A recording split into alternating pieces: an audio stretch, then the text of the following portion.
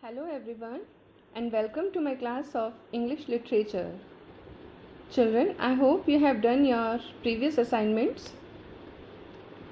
Today we will start Merchant of Venice. Before I start the explanation, I would like to make you aware about the author, the drama, summary, and different themes that the drama deals with. The drama Merchant of Venice is written by William Shakespeare. William Shakespeare was born on or about the 23rd of April 1564 at Stratford-upon-Avon, Warwickshire. His father was a prosperous tradesman of the town who a little later became its high bailiff or mayor.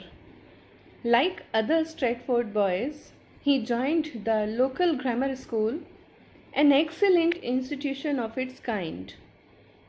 Here he learnt Latin and arithmetic.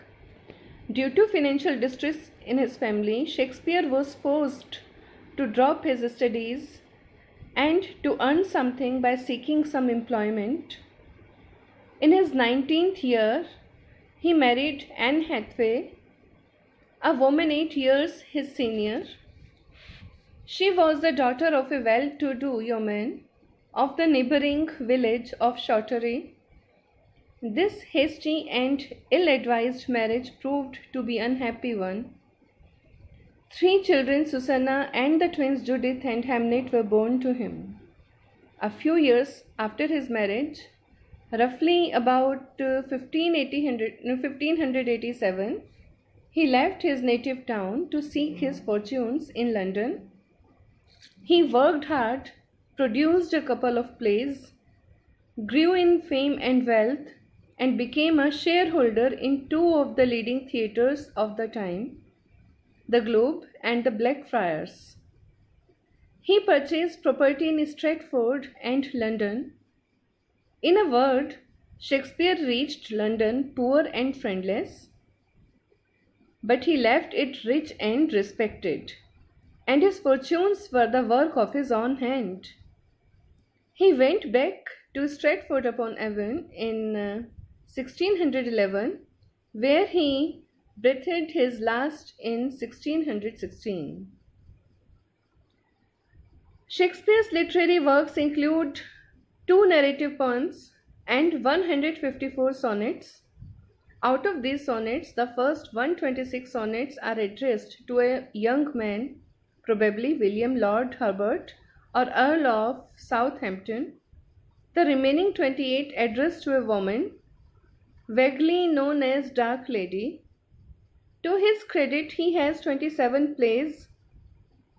His activity as a writer for the stage extended over some 24 years, beginning about 1588 and ending about 1612.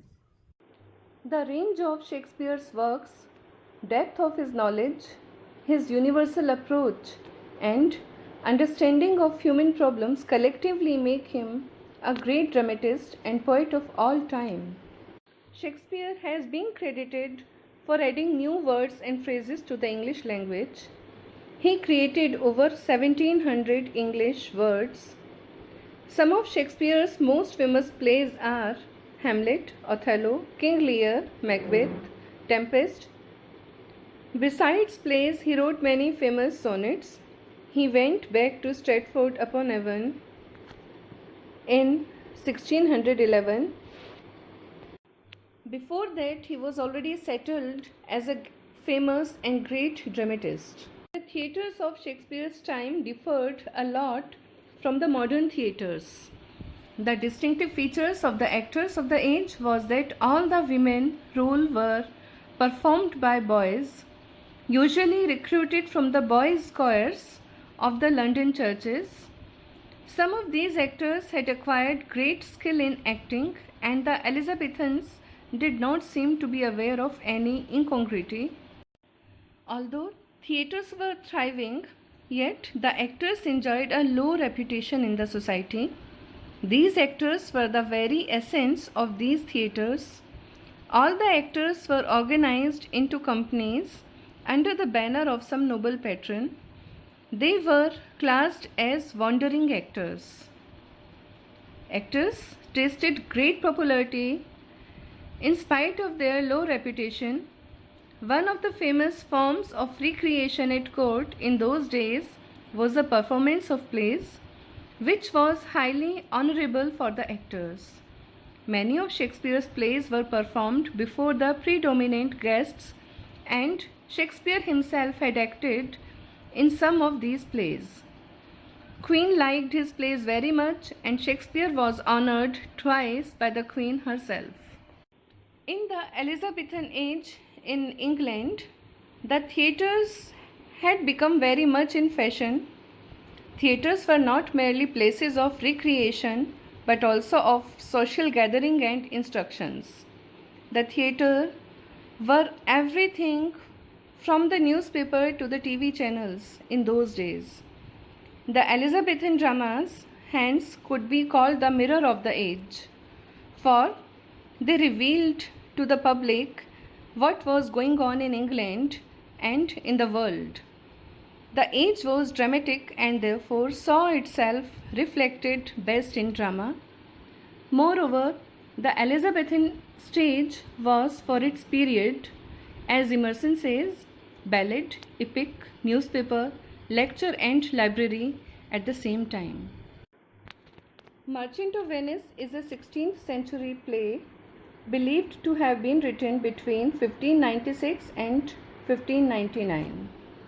The Merchant of Venice is a play of revenge and exhibition of cruelty, mercy, and encouragement. Antonio, a leading merchant of Venice, is a wealthy, respected, rich, and popular trader. He tries to help his dear friend Bassanio by lending money from Shylock, a Jew moneylender. Antonio never wanted to take money from Shylock, but has to, due to shortage of cash, as his ships have not arrived as yet, and his friend and Bassanio needed the money. The money was given by signing a bond which stated that if money is not paid in time, Shylock will take a pound of flesh from Antonio's body, from whichever part he wants. Bassanio wanted this money to go to Belmont and to fulfill the terms of Portia's father's will successfully by selecting from the 3 caskets. Bassanio and Portia marry, but the news arrives that Antonio's ships have been lost at sea. Antonio cannot repay his debt, and Shylock gets his chance for revenge. Shylock insists that he should be paid in accordance with the contract, a pound of flesh. At the point, Portia, disguised as a lawyer, and Nerissa, dressed as her law clerk, enter the courtroom. Portia begins her case with a plea for mercy. She begs Shylock to forfeit the bond and accept 3 times the money that Bassanio had offered. Shylock refuses and wants to take revenge from Christians. Portia informs Shylock to take exact 1 pound of flesh from Antonio's body without spilling a single drop of blood. If he fails, all his lands and goods will be confiscated. Shylock goes back asking for triple amount or the return of original amount, but Portia refuses now. The Duke of Venice decides to spare Shylock's life and gives half of Shylock's money to Antonio, and half is given to the state. As a reward, the young lawyer asks for Bassanio's ring, which his wife has given to him. The play ends on a humorous and happy roll when Antonio, Bassanio, and Gratiano return to Belmont. After much comical, agonizing moments, Portia and Nerissa confess that they were the young lawyer and clerk to whom rings were given by Bassanio and Gratiano. Lorenzo and Jessica inherit the money from Shylock and are happy as they settle down. The play ends on a happy note. as Antonio is informed about 3 of his ships have arrived safely in port. Now, let us discuss the themes in the play. The main theme is love. A Shakespearean romantic comedy is a tale of love. It has humor as well as a happy ending. Following the tradition of a comedy, The Merchant of Venice has love as its main theme. There are 3 love stories in the play. First is the love story of Portia and Bassanio. In the beginning of the play, Bassanio appears to be a fortune hunter who wants to marry Portia because of her riches. But later in the play, by comparing Portia to the golden fleece of ancient mythology and to Brutus' Portia, he shows that he has been charmed by the numerous qualities of Portia. The second love story is between Jessica and Lorenzo. Their love is romantic, lyrical, and poetic. It is contrasted with the more sober, self-sacrificing love of Portia. It is her deep love for Lorenzo that makes Jessica to disregard religious distinctions and accept a Christian as her. She risks everything she has and elopes with him. She even betrays her father for the sake of her love. Lorenzo too loves Jessica and is firm in his resolve to remain always devoted to her. As the culture of the Elizabethan society, the servants imitated the manners and actions of their masters. The love between Nerissa and Gratiano belongs to this tradition. Nerissa announces her love for Gratiano after Bassanio wins Portia's hand in the lottery of the caskets. However, there is contrast between the love story of Nerissa and Gratiano and the other 2 love stories. In the case of Nerissa and Gratiano, though they have a liking for each other, there is no fervor of intensity in their love. It is rather a prosaic love, or as both of them are guided by common sense. Besides the theme of love, the theme of friendship and loyalty is interwoven in the main plot of the story. Antonio is a rich and prosperous merchant. His intimate friend Bassanio is a spendthrift enjoying his life to the full. Antonio and Bassanio share a loving bond of friendship. Antonio gets ready to take risk of even his life for the sake of his friend Bassanio. He did not care for a single moment. The same way Bassanio, after getting married, when he was enjoying in his new house in Belmont, when he gets the news that Antonio's life is in danger, he immediately moves towards Venice to save the life of his friend Antonio.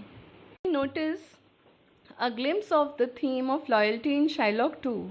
Shylock is a miser who cares for nothing except money, yet he is loyal to his religion and race. Jessica, Shylock's daughter, betrays her father and displays love and loyalty for Lorenzo. Portia's loyalty for her husband compels her to save Antonio from the clutches of Shylock.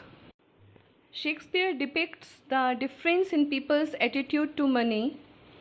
Characters in the play use their money for different purposes. So, love of wealth plays an important role in the drama Merchant of Venice. In Shakespeare's ideal world, there is no conflict between money and love. Bassanio openly admits that he is attracted by Portia's fortune as well as her beauty.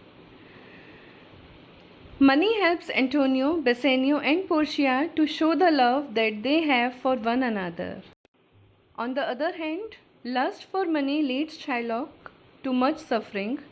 The greedy and miserly Shylock loves money more than anything else, for money is everything in his life. The other theme is justice and mercy. The theme of justice and mercy is displayed in the trial scene when Portia pleads with Shylock to have mercy on Antonio, but Shylock remains adamant on his demand for nothing but justice. Shylock is for the law as an end in itself, inflexible and inhuman. Portia is for the law in the service of humanity, flexible and merciful. Shylock's stubborn attitude finally leads to his downfall. The other main theme is appearance and reality. The Merchant of Venice depends on the theme of appearance and reality to enrich the plot and to present the atmosphere and to create suspense in the storyline. During the discussion of the bond, Shylock appears to be friendly to Antonio, but he had an ulterior motive of taking revenge on him. In the Jessica Lorenzo love story, Jessica pretends to be meek and submissive in front of her father, though in reality she is rebellious. Now children, as we all have understood the summary and different themes that the novel deals in, I suggest you to watch the movie Merchant of Venice by BBC Productions on YouTube and to listen to the audio book of Act 1 Scene 1 that also is available on YouTube to understand the first scene of the Act 1 properly, and try to read and understand the first scene of the novel.